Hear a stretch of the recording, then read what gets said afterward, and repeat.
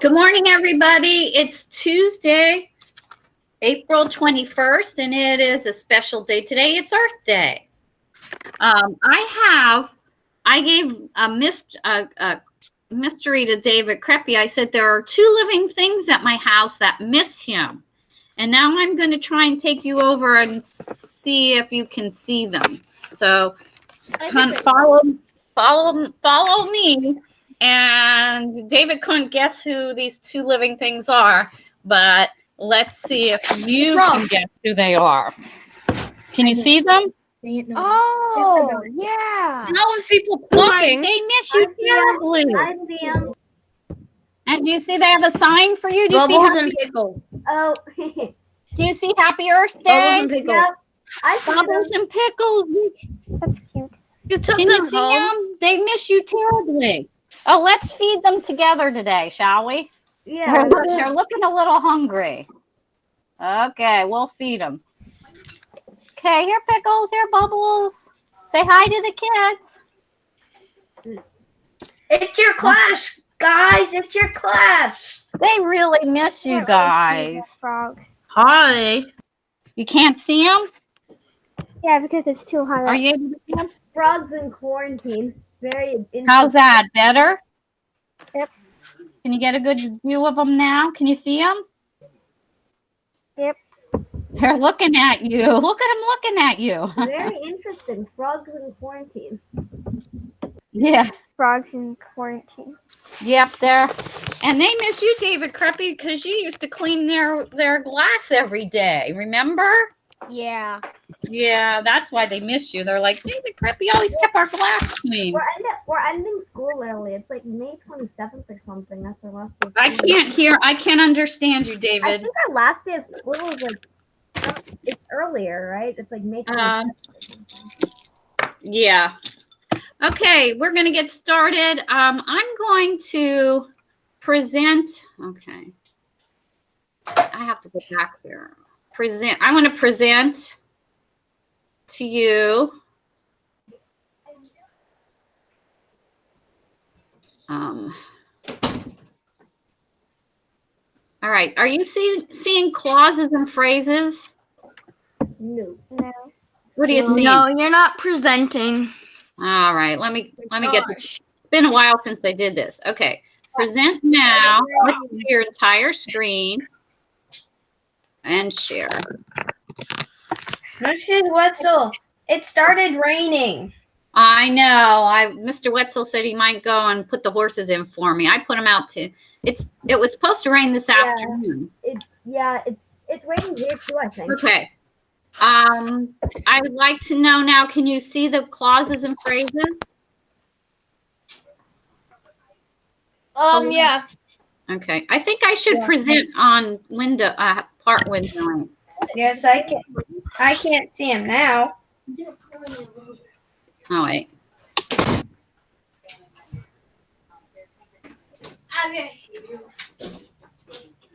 I'm going to redo.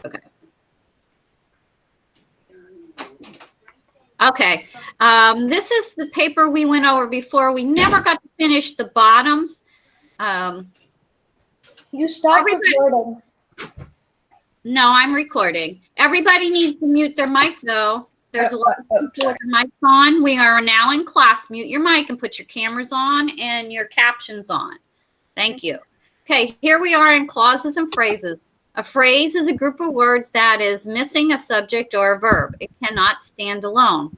A clause has both the subject and the verb. An independent clause can stand alone as a sentence. And we did these already. So here they're talking about a dependent clause. And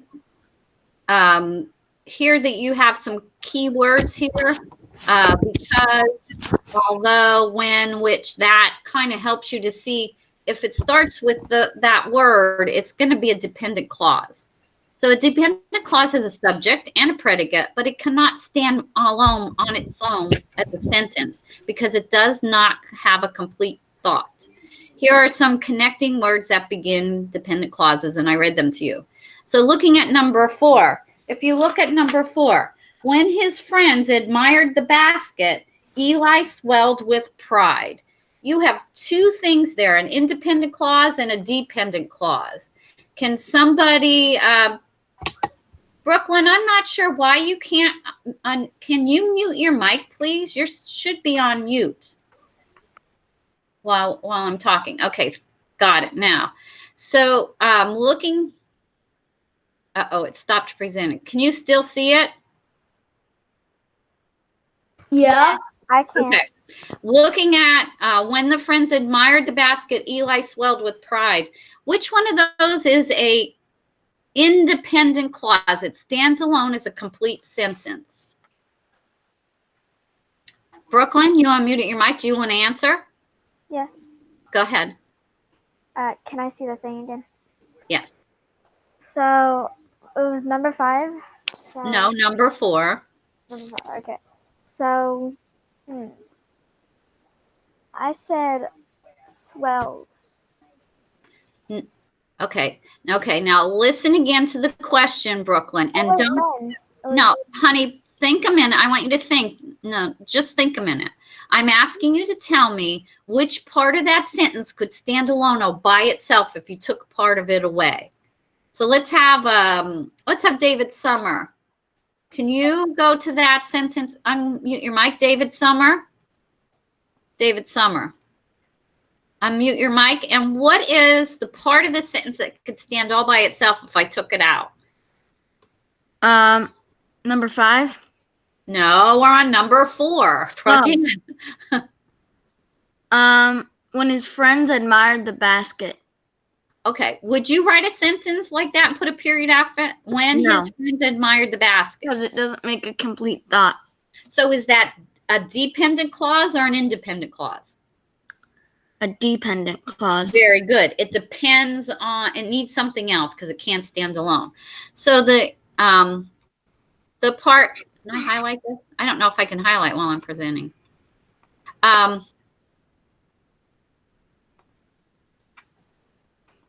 No, that's just border color. Okay. Eli swelled with pride would be your independent clause. That could stand all by itself as a complete sentence. You have your subject, Eli. Swelled is your verb. Swelled with pride is your predicate. Okay. All right. Now we're ready to do number 5. Can I do it? Angela's mother put on a movie because the girls were too excited to sleep. Can I Okay. David Creppy, go ahead. Can you go back on it? Yeah, I will. Where is that? Okay, there. Okay, go ahead. Angela's mother put on a movie. Good. That's a sentence that stands alone. So is that called independent or dependent, David? Independent. Awesome. High five in the air for you, David. Good answers. Angela's mother is your subject. Put on a movie, period, is your predicate. Perfect sentence. The next part starts with because, and there you have because up there as one of your words, because the girls were too excited to sleep. So that makes that a dependent clause. You can't use that. You have to put it with that part. Okay, then the last one, number 6. The young girl made those pots herself when she was at camp. Okay, let's see. Gavin, go ahead, give it a try. The young girl made those pots herself when she was at camp. When? I need you to tell me the part that stands as a complete sentence all by itself, which is called the independent clause. You can't just tell me when. The young girl. Is that a complete sentence, the young girl? Oh, no. The young girl made those pots herself when she was at camp. Well, yeah, but you're not understanding. You need to break this into 2 parts. An independent clause, that's a good sentence, and a dependent clause. So what part is a good sentence that you could use if you were writing a sentence? When she was at camp. When she was at camp is not a sentence you would write. Do you ever write a sentence like when I play soccer? Or The You young never girl started- made those pots herself. Yes, you have the young girls is your subject, made those pots herself, made those pots, period. Not herself. The young girl made those. Oh, yeah, you could put herself in there. The young girl made those pots herself, period. You could put a period right there. You have your subject, the young girl. What did the young girl do? She made those pots. Okay. When she was at camp is not a independent standalone sentence. When she was at camp. What happened when she was at camp? You could use that and make a good sentence. David N., could you unmute your mic and use when she was at camp? Could you make that a good sentence? Add to it. When she was at camp, she accidentally broke her pot. Okay, good. When she was at camp, she accidentally broke her pot. That's a good sentence that has your subject and your predicate. Okay, there's another thing I want to go to. I want to get rid of this. I thought I pulled up. Let's go here.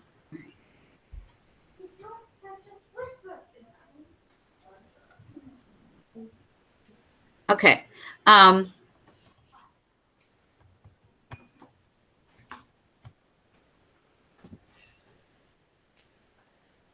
See if this comes up. Well, it's slow. All right. So really what you're looking at when you see sentences like that are complex sentences.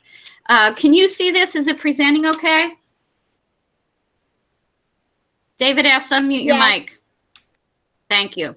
Okay, complex sentences. Who just answered me? Was that DC? Yes. Okay, go ahead and read the box for me, DC. A dependent clause can come at the beginning, in the middle, or at the end of a sentence. When it comes at the beginning of a sentence, it is followed by a comma. A complex sentence is made of an independent clause. I can't. You're too far away from your mic. Get a little louder. A complex sentence is made up of an independent clause and one or more dependent clauses.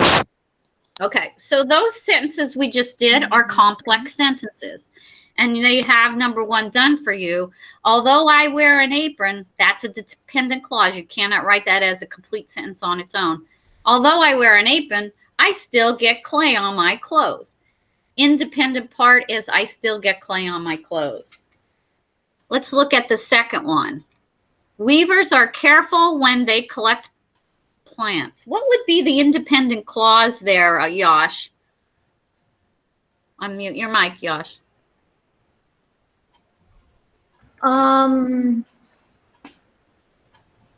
Weavers? Oh, when they collect plants? When they collect plants, could that stand alone? No. And that's a dependent clause. So what would Weavers are careful. Yeah, that's a little hard. That's it. Weavers are careful. Weavers are your subject. Are is your verb. Are careful is your predicate. Let's look at number 3. This Samoya was challenging for Carly. The Sumaya was challenging for Carly because she had to be patient.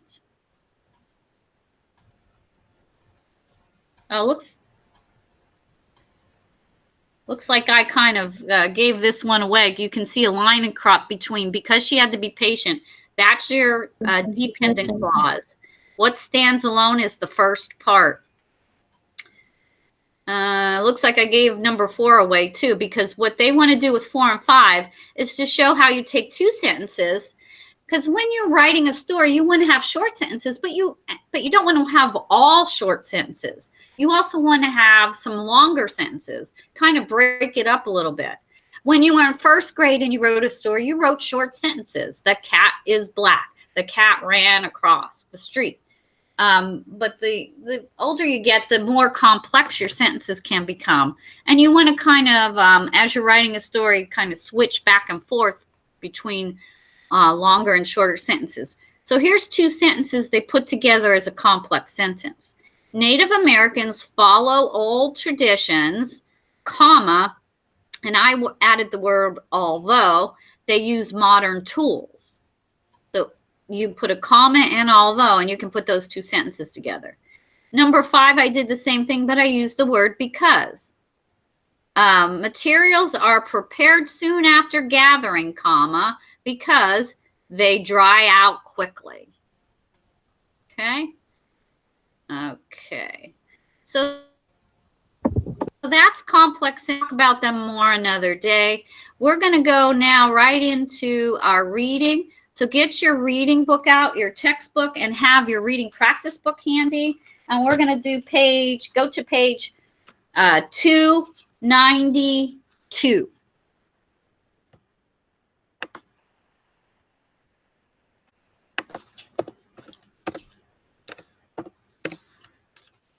Okay, I put it in chat so you know the page.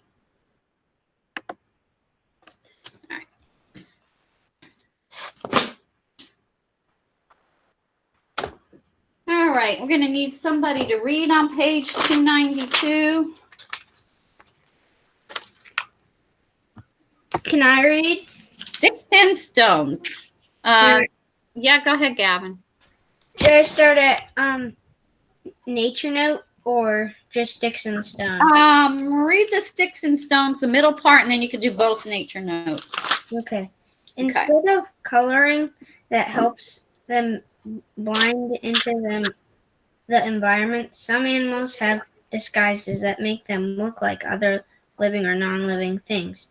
Some katydids, a kind of grasshopper, look almost identical to leaves. Insects known as phasmids look like sticks or leaves. Nature note: phasmid, the scientific name for stick-like and leaf-like insects, is related to the words fantasy and fantastic. Nature note: one phasmid known as Farnakia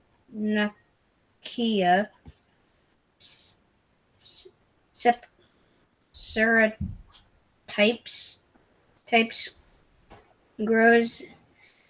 grows to be a whopping 13 inches, 33 centimeters long. Okay.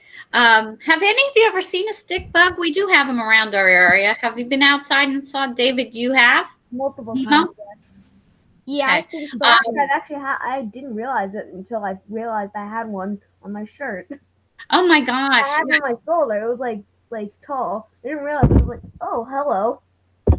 Okay. And so did it look like you thought at first? Yeah. I thought it was just a stick. I thought it was just a stick. So I brushed it off and it scuttled away. And I'm just like, it's and crawl. You know. David, see you've seen stick bugs too? Yeah, I think I have stepped on them in accident. Oh man. They're not harmful. I mean, they don't bite or anything, so they're kind of neat to see. Anybody who kind of lives close to the woods should probably see them around their house. I have a question though. The stick bug kind of disguises itself, and to look like, when you look at it at first glance, it looks like it's just a twig. How is that different from a polar bear's hair blend? How is that different than a polar bear's disguise? How is what the stick bug does and the polar bear different? Compare those two. Let's have Taryn. Hang on, Connor. I called on Taryn, but just hold on a minute. I might have you come in too. Taryn? Number 293. Or I asked a question. oh, I couldn't hear you because all my siblings were talking. Oh, okay. Let me repeat the question. The question is, a polar bear disguises itself by the color of its fur. Mm-hmm. The stick bug disguises itself by looking like a stick. How is that different? the disguises they use? Well, a stick bug, or what it's called, I think, is blends in a tree, but then the polar bear blends in with snow. Well, I do agree that a polar bear is blending in, but I don't agree that the stick bug is blending in. Yes, it's mimicry and camouflage. The stick bug's acting like a stick, but the polar bear's acting like snow. So which one is mimicry and which one is camouflage? The stick bug is mimicry and the polar bear is camouflage. Very good. The fur of the bear just helps it blend in. Blending in is camouflage. The stick bug is mimicking. What is the stick bug mimicking? It's mimicking a stick. Okay. Sod, I see you came in. Good morning. Good morning. Sod, did you go see Mr. Gilger at 2 o'clock to find out about your camera? Huh?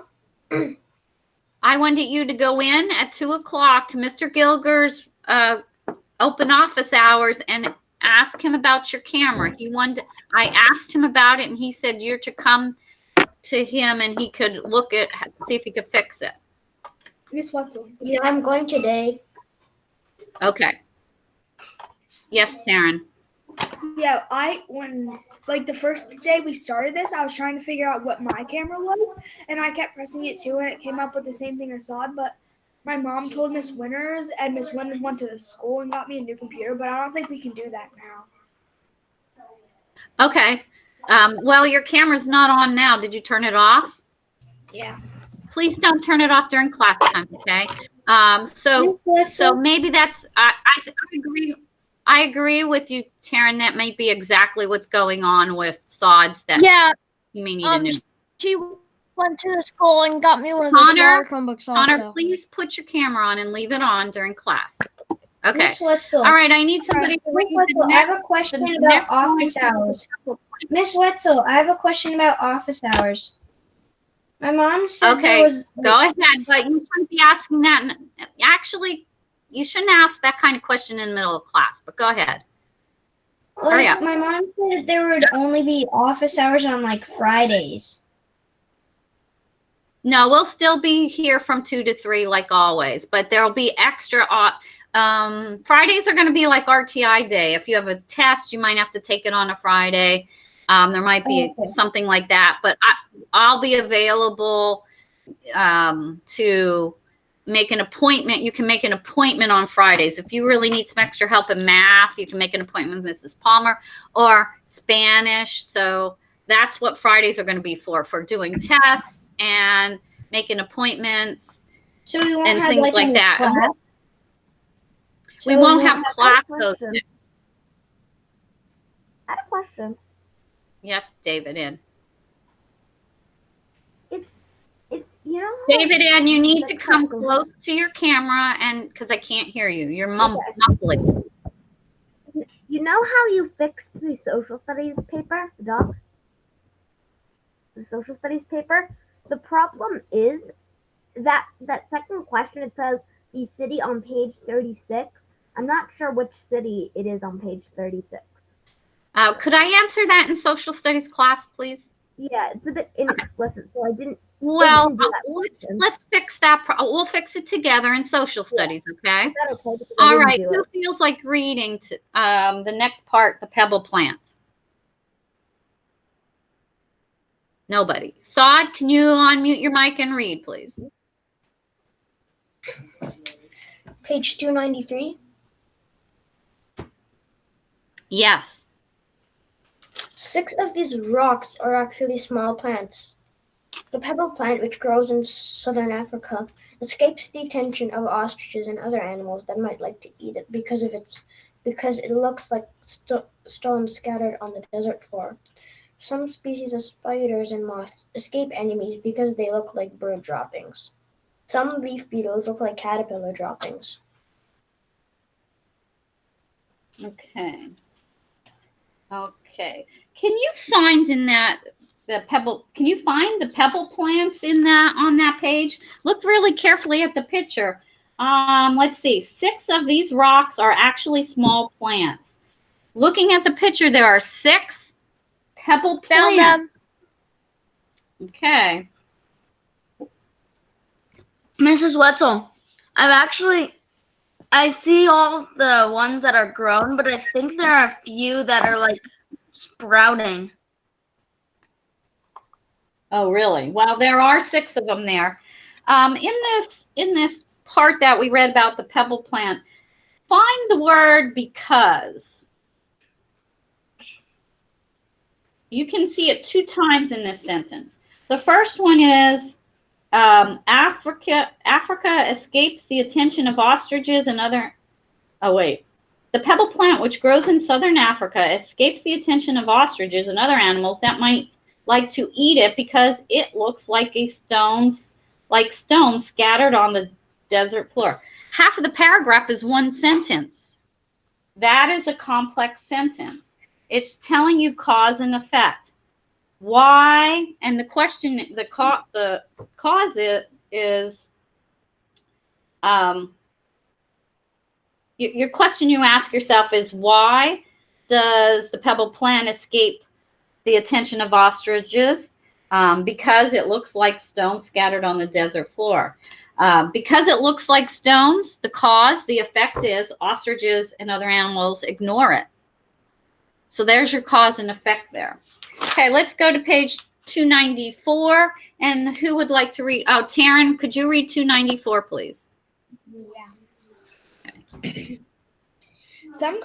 want me to? 294. Just read the white part, and then you can read the stuff on the side. Okay. Some kinds of Looks like trouble is the title. Looks like trouble. Yeah, I was gonna say that, but looks like trouble. Some kinds of mimicry make an animal more obvious instead of less obvious. How does this help it survive? By sending a message to predators and pests that says, "I'm trouble." The common wasp stings animals that threaten it. Animals that get stung learn to avoid wasps. Hornet moths, wasps, beetles, and hoverflies don't sting, but they don't have to. They have markings that mimic the markings of the common wasp. Animals that have learned to avoid wasps also avoid these harmless insects. Even though these insects are harmless, their ability to mimic the common wasp helps save them from becoming another animal's meal. A plant or animal that is itself bothersome or dangerous but wards off predators by looking like something that is called a baitsin. This harmless beetle mimics a dangerous wasp. This fly can't sting, but it looks like as if it might. Nature note: the larva or worm-like young of a hawk moth has large spots that make it look like a dangerous snake with scary eyes. Okay. Okay, so obviously it's going to be a good thing to look like a wasp because you and I both know if we see a wasp, we stay away. True for birds and other animals that eat bugs, they would say, "Oh, I don't want to get stung. I'm staying away." So they mimic a wasp, looking like a wasp, disguise themselves as the wasp, and then they get away with it. Okay, we have to read page 295. That's the last part that we're going to read today. Who feels like reading? Miss Wetzel, when I was at Disney, well, my first time going, not my second, I got stung 3 times by a wasp in a matter of 2 minutes. Yeah, those yellow jackets, they go around the like lemonade stands. That's true. Connor, go ahead and read page 295. Okay. Trouble times 2. Another kind of mimic is a Malarian. Whatever. Mimic. Malarian mimics not only mimic a creature that is harmful or undesirable. They also are harmful. Undesirable. Oh, undesirable. They're also harmful or undesirable themselves. How does mimicry help them? By increasing the likelihood that a predator will learn to leave creatures with that particular look alone. For example, butterflies called viceroys looks like Viceroy. monarch butterflies. Viceroys look like monarch butterflies. Both monarchs and viceroys contain chemicals that make birds that try to eat them sick to their stomachs. If a bird tries to eat a monarch, it quickly learns to avoid orange butterflies with black markings. If it tries to eat a viceroy, it learns the same lesson. Because birds get the same message from both kinds of butterflies, they learn to avoid them a lot faster than they would if only monarchs or viceroys tasted back. Nature note. Monarch like viceroy butterflies were once considered an example of Bastian mimicry, but recently scientists discovered that viceroys taste bad too. Miss Wetzel. Okay, everybody get out your practice book, page 62.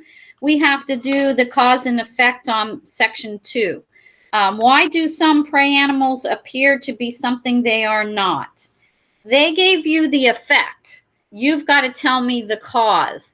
So on page 62 in your practice book, the effect they gave you is some prey animals are disguised to look like other living things or non-living things. What is, that's the effect.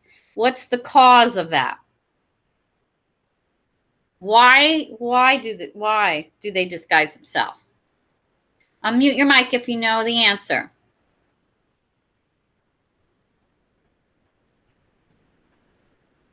They do it so they can defend themselves.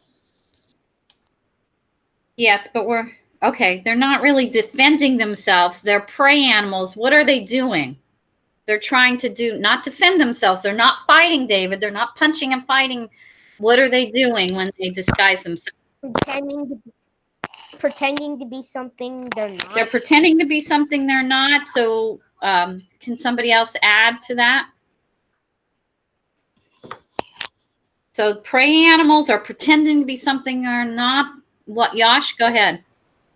Prey animals are pretending to be poisonous so predators won't eat them. Okay, but they're also hiding. So they're hiding from the predators by looking like a stick bug, looking like a stick, the frog looking like a leaf.